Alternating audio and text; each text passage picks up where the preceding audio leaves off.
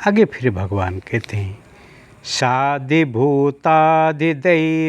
मां साधियज्ञं च ये विदुः प्रयाणकालेऽपि च मां ते विदुर्युक्तचेतसः। साधिभूताधिदेवं मां साधियज्ञं च ये विदुः प्रयाणकाले अपि च मां ते विदुः युक्तचेतसः। और जो पुरुष अधिभूत और आधिदैविक सहित तथा आदि यज्ञ के सहित सबका आत्मरूप मेरे को जानते हैं, ये युक्त चित्त वाले पुरुष अंतकाल में भी मुझको ही जानते हैं अर्थात प्राप्त होते हैं।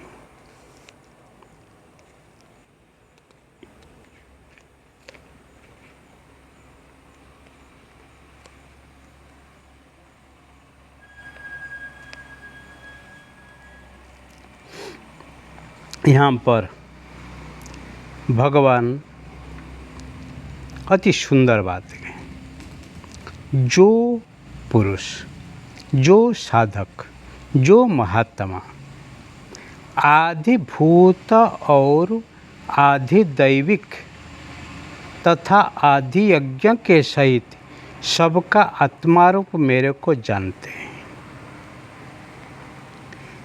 अर्थात जैसे भाप, बादल,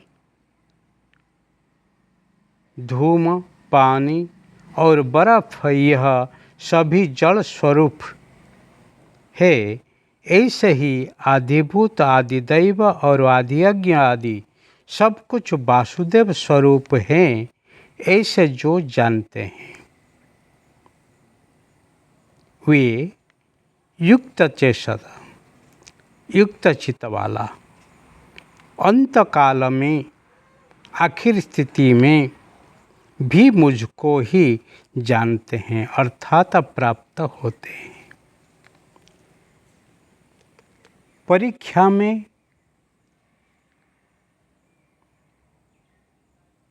नंबर रखना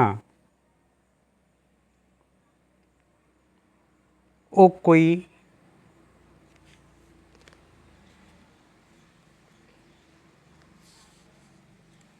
अधिक बात नहीं है, क्योंकि पहले जे जितनी ही मेहनत करता है उसी के अनुसार ही परीक्षा में उसका नंबर ही आता है। इसीलिए परीक्षा को देखते ही मालूम पड़ता है कि वो परीक्षार्थी पहले कितनी ही मेहनत किया है, पढ़ाई किया है। इसलिए जीवन जीने के समय पे जैसे हम जीवन जिए हैं ऐसे ही अंतकाल में हम ही उस स्थिति को पाते हैं। इसीलिए जीवन काल में कैसे हम जीवन जीते हैं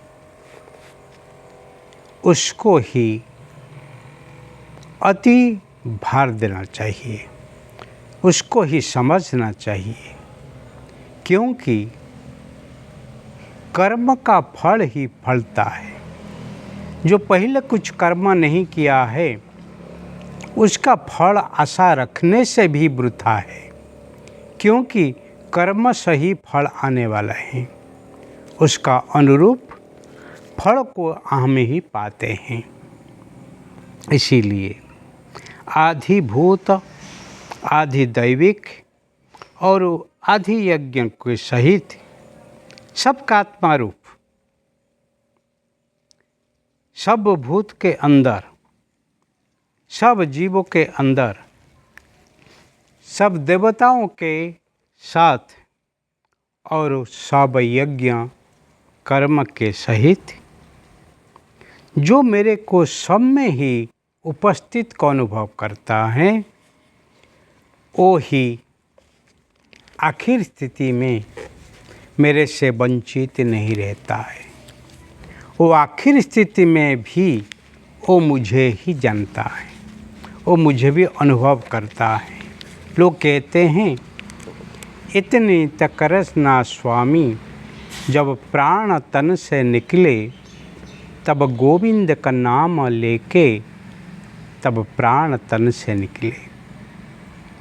आखिर में जब शरीर से प्राण छूटता है तभी करोड़ बिच्छी एक साथ डंखने से जो दुख है वो दुख होता है, परंतु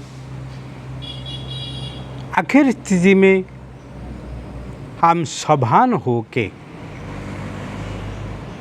गोविंद को याद करना इतनी सहज नहीं, परंतु जो ही पहले से गोविंद भजन करते हुए ही, गोविंद का नाम लेते हुए ही, गोविंद का कर्म करते हुए ही जीवन जिया है, आखिर स्थिति में वो गोविंद को याद कर सकता है, क्योंकि उनका जीवन गोविंदमय हो गया है।